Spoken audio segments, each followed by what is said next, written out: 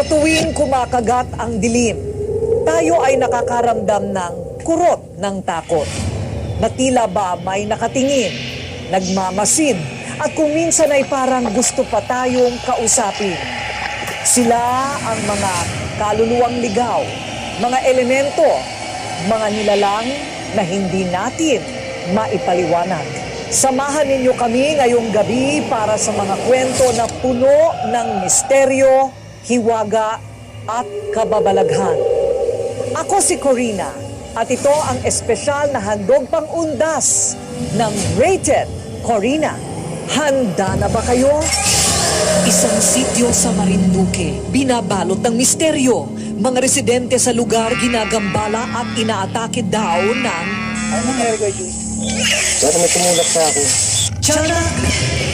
Misteryosong pagkadunod ng pagkawala ng isang lalaki sa isang ilog sa La Union, pinaniniwala ang kinukuha ng mga sirena. Teresa Loizaga gustong angkinin ng isang multo. Hindi ka makahinga dahil yung weight niya nandito na sa ibabaw. At estudyante sa Laguna, pinahirapan at sinaniban ng makukulab.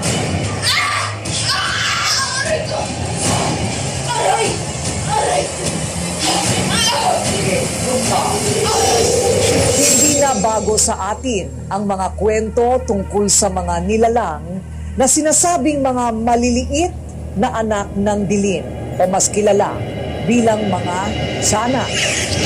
Sa isang sityo sa Marinduque, pinaniniwalaang ang mga nilalang na ito ang siyang gumagambala at umaatake sa mga taga roon. Ano nga ba ang mensahe na gustong iparating ng mga sindak ng tiyanak?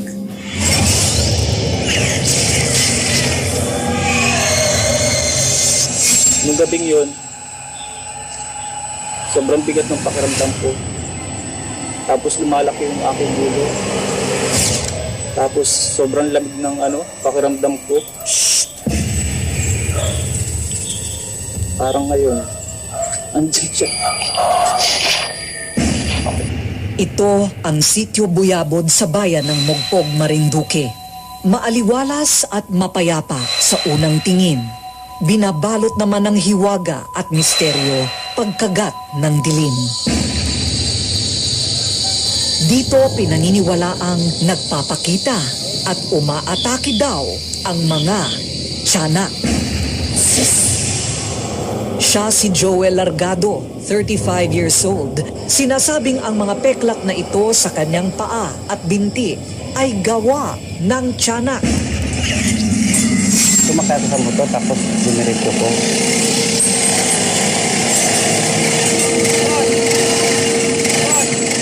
Hindi ko na alam na ano ko na lang na nasa kanal na ako para pipiro.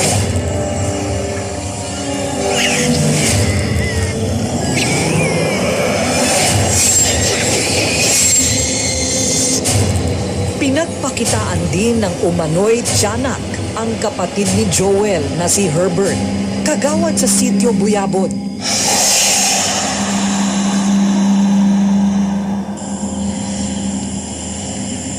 Nakita ko po yung bata na yun. Nagimik po ako ng nining kasi baka ko yung babae.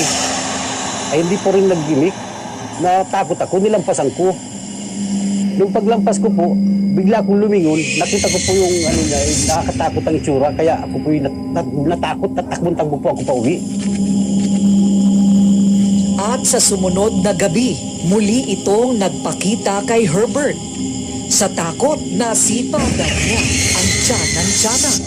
Dahilan para mamaga ang kanyang buong kanang binti. Pinatingnan ko po yung paa ko dahil nagmagangani po at masakit.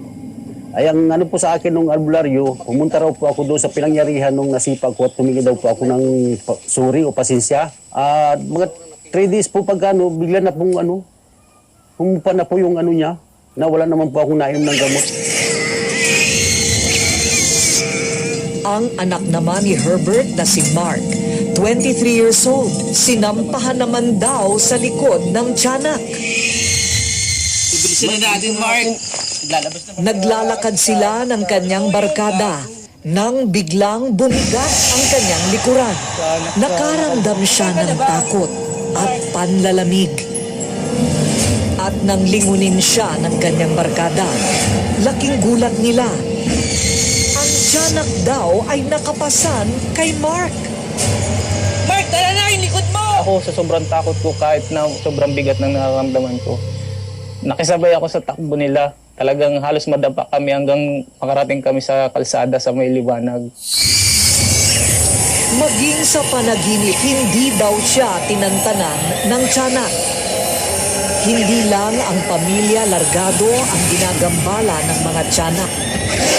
Sabi nga ang Marinduqueño daw po ay sabuyin.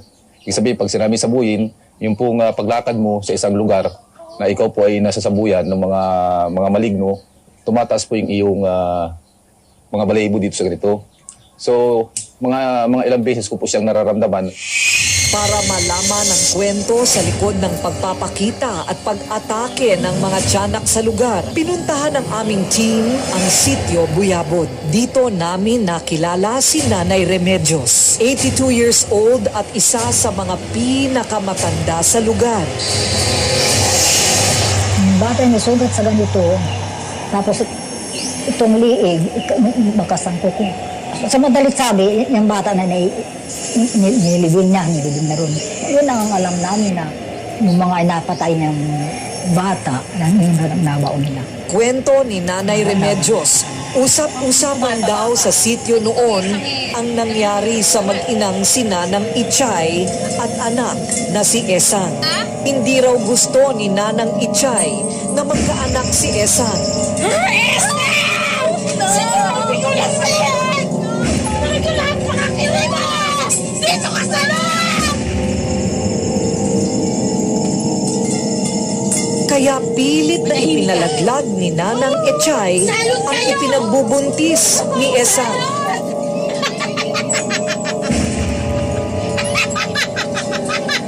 Hindi lang isa, kundi 3 beses niya raw itong ginawa sa sariling anak. At itinatapon lang ni Nanang Ichay sa isang lugar sa sityo ang mga nalaglag na anak ni Esang. Sa lugar mismo na ito, madalas daw lumalabas ang tiyanak. Ano po ang mga palatandaan? Ano ba ang senyales, ebidensya para sa mga nakakaalam na tiyanak talaga ito? Sa paghihimay ko ng mga reaksyon ng mga tao, yung pagkalabit sa paa, pagkalabit sa binti, at saka yung pagkubabaw sa likod, o yung pagsasayaw na hindi naman mawari, na hindi naman talaga nagsasayaw, ang lumalabas talaga na ito ay mga tiyanak. May pinipili bang mga lugar ang tiyanak? Hindi naman pinipili kung saan ba sila napagawin, napapunta doon. Halimbawa, isang morgue na may mga pinatay na mga bata or yung isang pagkataon ng mga treasure na nilagay doon yung mga batang bagong panganak. Ipinakita rin ng team kay Tony ang aktwal na video kung saan ang isang kasama namin sa sitio Bayudbud ay umano'y pinaglaruan at itinulak ng tiyanak. Ay, nangyari kayo dun? Pero may tumulak sa akin. Sa pag-aaral ko, nakita ko yung 3 tiyanak. Yung isa, pinatid siya sa paa, sa bandang kaliwa. Tapos yung isa naman, pinubabaw siya sa likod, parang binatukan o sinapak siya. Tapos yung isa naman, tinulak siya sa balikan. Nakita po namin parang nandig po yung balaybo namin kasi parang meron po talaga ditong ganun, may nagpapakita po na mga kung ano-anong elemento. Ayon sa simbahang Katolika, iba ang pananaw nila sa mga tiyanak. Ay sa pananaw ng ating pananampalataya, ang mga batang namatay, kahit sa sinapupunan pa lamang, ay nasa pangalaga ng Diyos. So kung sila nasa pangalaga ng Diyos, ay wala sa kanila yung manakit o kay manakot ng tao. May katotohanan man o produkto lang ng ating imahinasyon, ang mga tiyanak makatutulong pa rin ang taimtim na pagdarasal para sa ikatatahimik ng mga kaluluwang ligaw at iba pang nilalang na gustong mamalagi sa mundong ibabaw.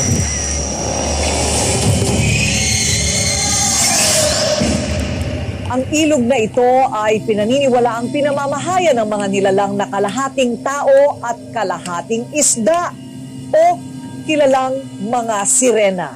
Marami pa rin mga tanong ang wala pa rin kasagutan at ilan sa mga tanong na yan ay kathang-isip ba o katotohanan itong pinaniniwalaang killer sirena?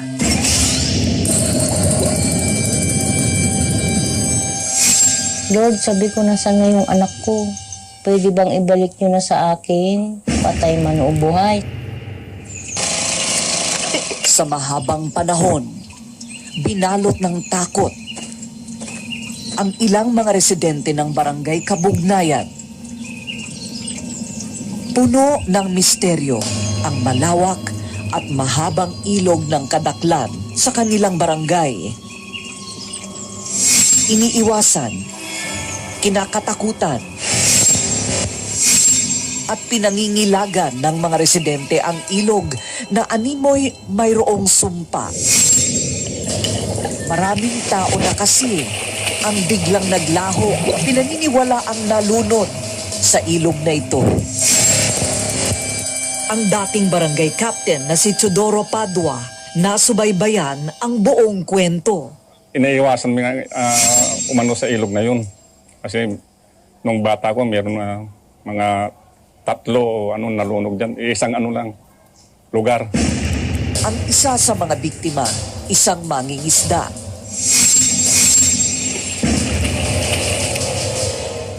Nakita na lang nasa ng ilog, sa ilalim. Dayo naman sa lugar ang sumunod na biktima. Nakatikim din ng bangis ng misteryong ilog ang isa pang mangingisda. Bangka niya, parang inaalog daw. Sabi. At saka yung ilog daw, kulay pula. Sa talaan ng barangay Kabugnayan, 4 na tao ang nalunod sa Kadaklan River mula 2002 hanggang 2008. 2 naman ang nasawi sa Dayacos River noong 2009. Kaya nagpaabiso na si Kapitan Teodoro sa mga residente ng Kabugnayan na iwasan muna ang ilog. Sabi ko na hindi sila pa masyadong papunta sa ilog kasi para sila din ang susunod na kukuhanin. Pero mukhang madaragdagan pa ang kanilang mga biktima. Ito ang mabigat na trahedyang nagpalubog sa pamilya Abat. Ang 17 anyos na si Warlito Abat Jr. o mas kilala sa tawag na Saddam, sinalakay at kinuha raw ng sinasabing bantay sa ilalim ng tubig. Tatay, nung mga panahon na nawawala po ang inyong anak, ano po ang sumagi sa isip ninyo? Hindi siya malulunod, ma'am. Kasi marunong naman siyang lumangoy. Kaya ang naisip ko, talagang iba ang kumuha, si Rina. Napakahaba pala ng Kadaklan River. Singhaba ng pagsalin-salin ng mga kwentuhan ng mga taga-barangay dito tungkol sa mga hindi maipaliwanag na pagkawala o pagkalunod ng ilang mga kalalakihan sa komunidad. Pero tanging ang ilog na ito ang nakakaalam ng katotohanan. Sirena? Naniniwala ba kayo na mayroong sirena na namamahay sa ilalim ng tubig na yan? Abangan ang susunod na kwento mamaya.